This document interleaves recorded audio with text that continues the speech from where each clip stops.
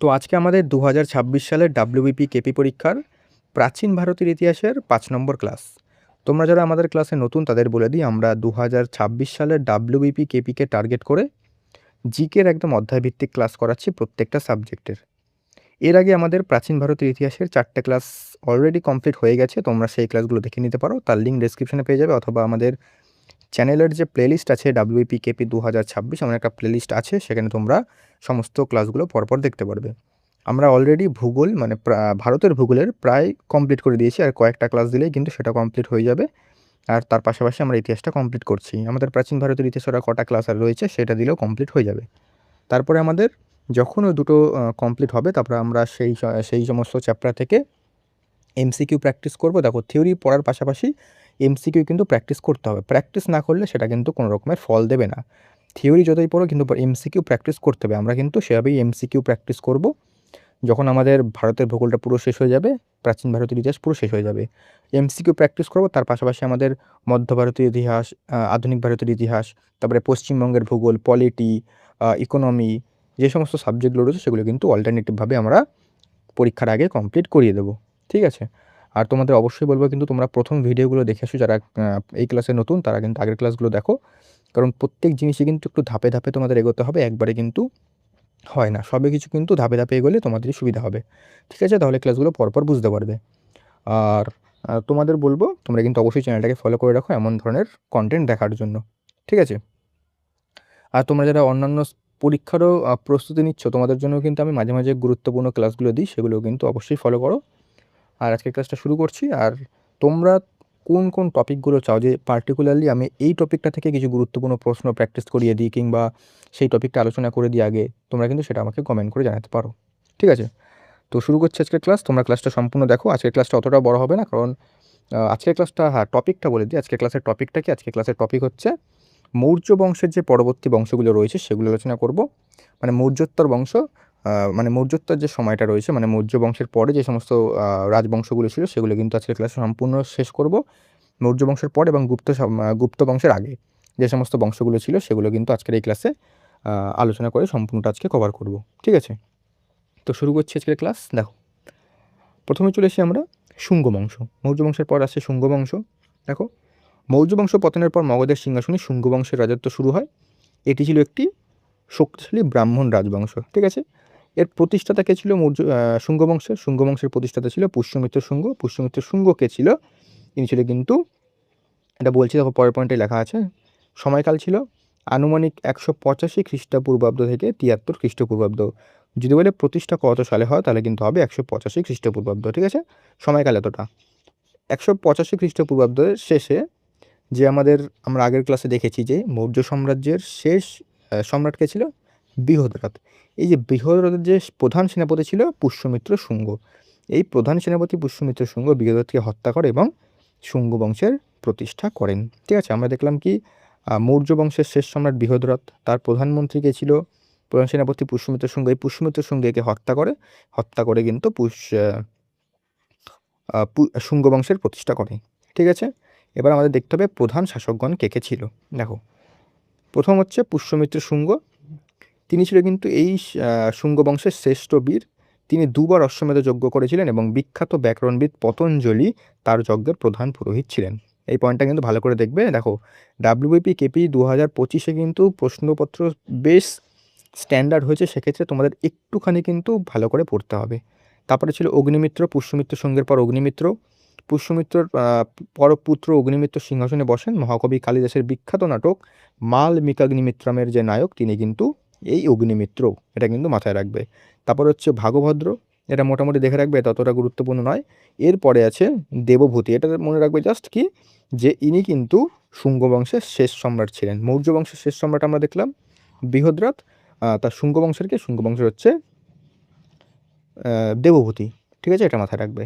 এবার আমরা শুঙ্গ বংশের শিল্প এবং সাহিত্য সংস্কৃতি দেখে নিই। শিল্প সাহিত্য সংস্কৃতি। দেখো, রাজধানী কোথায় ছিল? রাজধানী ছিল হচ্ছে, এদের মূল রাজধানী ছিল কিন্তু পাটলিপুত্র, তবে দ্বিতীয় রাজধানী ছিল বিদিশা। দেখো, পরীক্ষায় কিন্তু বিদিশা যদি দেয়, পাটলিপুত্র দেবে না, বিদিশাই দেবে। তো বিদিশাই কিন্তু উত্তরের মধ্যপ্রদেশে। এই যুগে প্রধান ভাষা কী ছিল? সংস্কৃত ভাষার কিন্তু ব্যাপক পুনরুত্থান ঘটে এই যুগে। স্থাপত্য কী কী? এই রাজাদের সময় বিখ্যাত সাঁচি স্তূপ আমরা জানি মধ্যপ্রদেশের সেই রেলিং পরিবর্তন করে, মানে কাঠের রেলিংটা যে ছিল, মানে পাশে যে কাঠের রেলিং সেটাকে পরিবর্তন করে পাথরের রেলিং লাগানো হয় এবং 12 স্তূপের কাজ সম্পন্ন হয়। এটাও কিন্তু মাথায় রাখবে। সাহিত্য কী ছিল? পতঞ্জলির মহাভাষ্য এবং মনুস্মৃতি কিন্তু এই সময় সংকলিত হয় বলে অনেকে মনে করা হয়।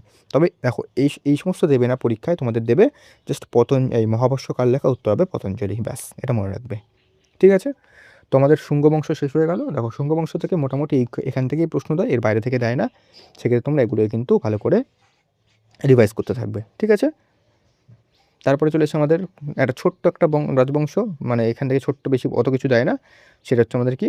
সে যে কানবা রাজবংশ ডাইনাস্টি। দেখো কানবা ডাইনাস্টি বা কণ্ব রাজবংশ প্রতিষ্ঠা ছিল বাসুদেব কর্ণ। সময়কাল 73 খ্রিস্টপূর্বাব্দ থেকে 28 খ্রিস্টপূর্বাব্দ। পটভূমি শেষ সম্রাট যে ছিলেন দেবভূতি, তাকে হত্যা করে তার মন্ত্রী বাসুদেব কর্ণ এই রাজবংশ প্রতিষ্ঠা করেন। মানে মৌর্য বংশের মৌর্য বংশের যে শেষ সম্রাট বৃহদ্রথ, তাকে তার প্রধানমন্ত্রী পুষ্যমিত্র শুঙ্গ তাকে হত্যা করে শুঙ্গ বংশের প্রতিষ্ঠা করেন। তারপরে আবার শুঙ্গ বংশের শেষ সম্রাট যে ছিলেন দেবভূতি, তার যে প্রধানমন্ত্রী বাসুদেব কর্ণ, তাকে আবার হত্যা করে তিনি কিন্তু প্রতিষ্ঠা করেন কর্ণ বংশ। ঠিক আছে? রাজধানী কোথায় ছিল? পাটলিপুত্র। শেষ সম্রাট ছিলেন সুসমর। ঠিক আছে?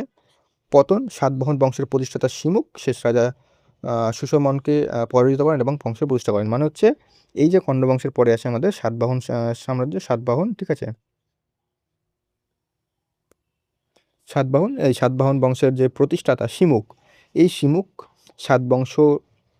বংশের প্রতিষ্ঠা করেন এবং কাকে হত্যা বলছি তো, কাকে পরাজিত করে? তাকে হবে কিন্তু সুশর্মনকে পরাজিত করে কিন্তু তিনি এই বংশের প্রতিষ্ঠা ঘটান সাতবাহন বংশের। তো এরপরে আমাদের কি? এরপরে আমরা পড়ব সাতবাহন বংশ। ঠিক আছে? তো শুরু করছি, আমাদের কণ্ড বংশ শেষ হয়ে গেল, শুরু করছি সাতবাহন বংশ।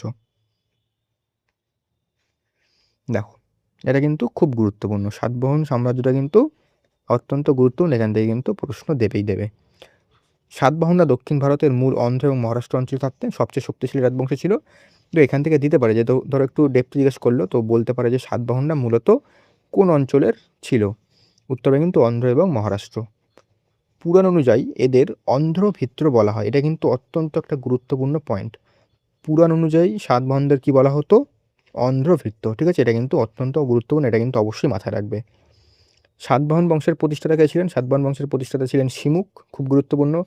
রাজধানী কোথায় ছিল? পৈঠান বা প্রতিষ্ঠান, মহারাষ্ট্রতে। ভাষা, তাদের মূল ভাষা ছিল প্রাকৃত। এটা কিন্তু অত্যন্ত গুরুত্বপূর্ণ একটা পয়েন্ট। মুদ্রা, তারা সীসা বা লিড, এই যে সীসা বা লিডের মুদ্রা কিন্তু তারাই প্রচলন করেছিল, এবং এছাড়া তামা ও ব্রোঞ্জের মুদ্রাও ছিল। তবে এই পয়েন্টটা মনে রাখবে, তারা কিন্তু সীসা বা যে লিড আছে সীসা, তার কিন্তু মুদ্রা কিন্তু তারাই প্রচলন করেছিলেন। ঠিক আছে? এটা কিন্তু অবশ্যই মাথায় রাখবে। ঠিক আছে?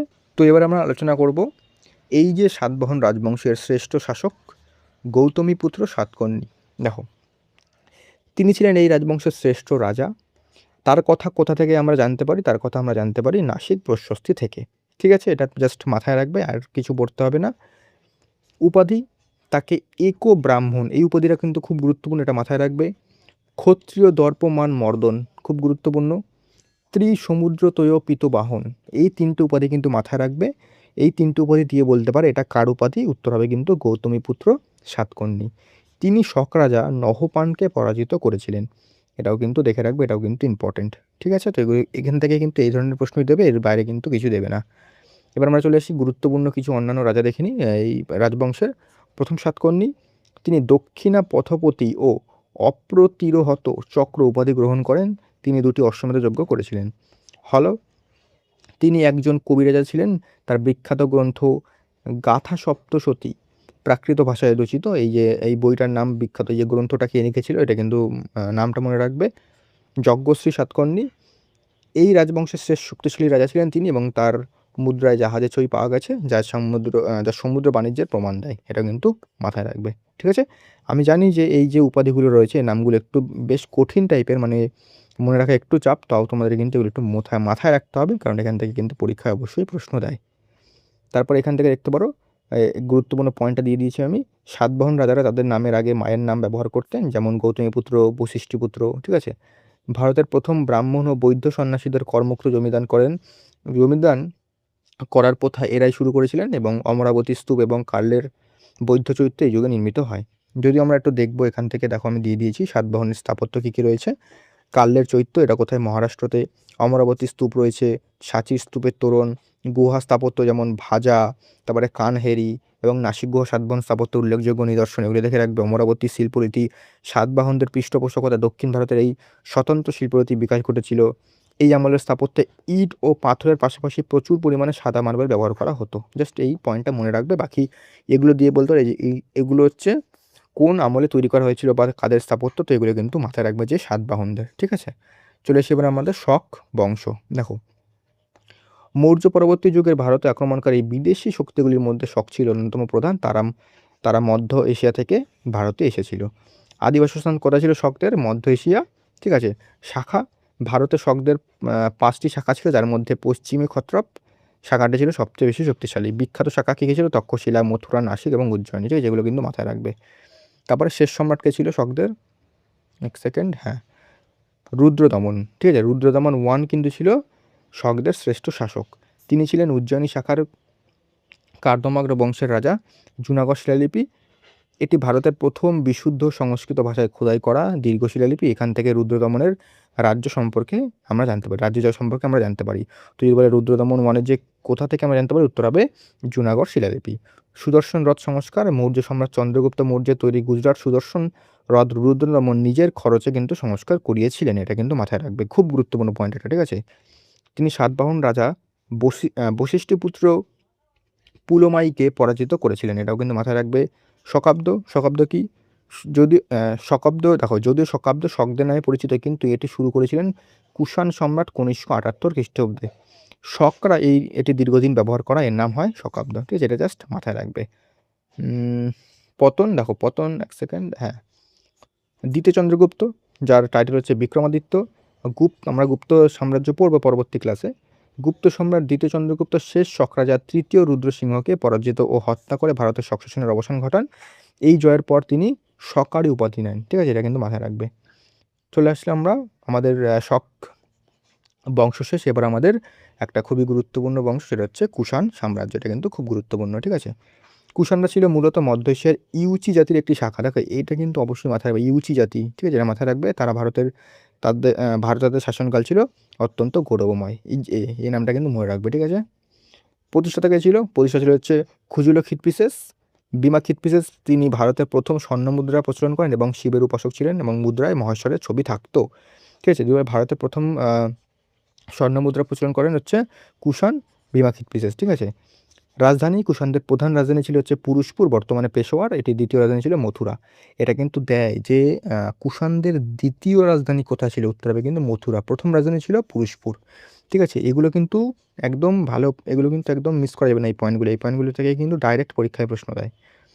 এবার আমরা চলে আসি কুষাণ বংশের শ্রেষ্ঠ সম্রাট কনিষ্ক।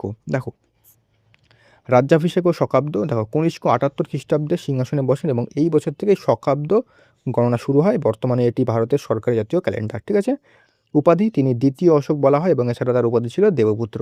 তাকে বলা হয় দ্বিতীয় অশোক, মানে দ্বিতীয় অশোক কাকে বলা হয়? উত্তর হবে কনিষ্ককে। তার উপাধি ছিল দেবপুত্র।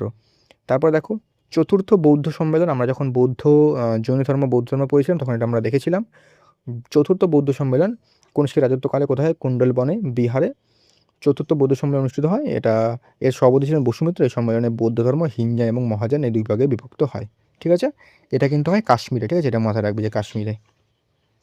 শিল্প সংস্কৃতি, শিল্পরীতি, কনিষ্কের আমলে গান্ধার শিল্প ও মথুরা শিল্পরীতি চরম উন্নতি লাভ করে। এটা মাথায় রাখবে। সিল্ক রুট, কনিষ্ক বিখ্যাত রেশম পথ বা সিল্ক রুটের উপর নিয়ন্ত্রণ প্রতিষ্ঠা করেছিলেন। ঠিক আছে, কনিষ্কের সভাসদ গুরুত্বপূর্ণ। এখানে যেমন অশ্বঘোষ, তার রচিত হচ্ছে বুদ্ধচরিত এবং সূত্রালঙ্কার রচনা করেন তিনি। নাগার্জুন, তিনি প্রখ্যাত দার্শনিক এবং বিজ্ঞানী, তাকে ভারতের আইনস্টাইন বলা হয়। ঠিক আছে, ভারতের শেক্সপিয়ার কাকে বলা হয় সেটা তোমরা কমেন্ট করো। ঠিক আছে, ভারতের আইনস্টাইন দেখলাম, নাগার্জুন, ভারতের শেক্সপিয়ার কাকে বলে সেটা তোমরা কমেন্ট করো।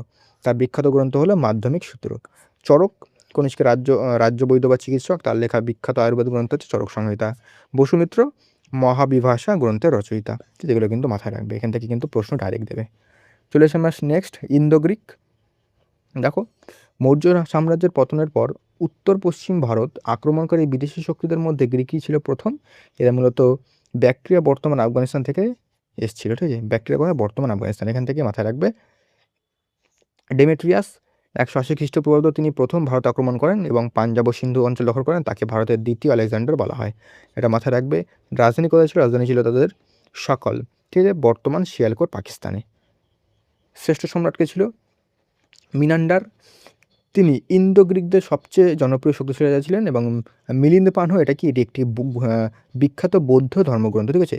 এখানে বৌদ্ধ ভিক্ষুক নাগসেন এবং রাজা মিহিন্দারের মধ্যেকার যে প্রশ্নোত্তর বা কথোপকথন সেটা কিন্তু এখানে রয়েছে, ঠিক আছে। বৌদ্ধ সাহিত্যে তিনি মিলিন্দ নামে পরিচিত, এটাও কিন্তু মাথায় রাখবে। কে পরিচিত? উত্তর হবে মিনান্দার। তারপরে ভারতের ইতিহাসে তাদের অবদান কী ছিল? স্বর্ণমুদ্রা। তারা ভারতের প্রথম স্বর্ণমুদ্রার প্রচলন করেন, এটা কিন্তু মাথায় রাখবে যে প্রথম স্বর্ণমুদ্রার প্রচলন কারা করেন? উত্তর হবে কিন্তু ইন্দো গ্রিকরা। দ্বিভাষিক মুদ্রা, তাদের মুদ্রার এক পাশে তীর এবং অন্য পাশে খরষ্টি বা ব্রাহ্মণী লিপি থাকতো। তারা যাদের প্রতিকৃতি সহ মুদ্রা তৈরির প্রথা এরাই শুরু করে। গান্ধার শিল্প, গ্রিক ও ভারতীয় ভাস্কর্য রীতির মিশ্রণে যে গান্ধার শিল্পরীতি গড়ে ওঠে তার সূচনা হয়েছিল ইন্দো গ্রিকদের সময়, ঠিক আছে। যবনিকা কি? ভারতের নাটকে পর্দার যে কার্টেন আছে, পর্দা ব্যবহার গ্রিকদের হাত ধরেই আসে, যাকে সংস্কৃতিতে যবনিকা বলা হয়, ঠিক আছে। তো আমাদের গুপ্ত সাম্রাজ্য তো আমাদের নেক্সট ক্লাসে, মানে 6 নম্বর ক্লাসে আমরা আলোচনা করবো। আজকের জন্য এতটাই রাখলাম। তো তোমাদের আশা করছি ক্লাসটা ভালো লেগেছে, আর তোমরা চাইলে এগুলো কিন্তু খাতায় লিখে নিতে পারো অথবা স্ক্রিনশট করে নিতে পারো, ঠিক আছে। তো দেখা হচ্ছে আমাদের নেক্সট ক্লাসে গুপ্ত সাম্রাজ্য নিয়ে।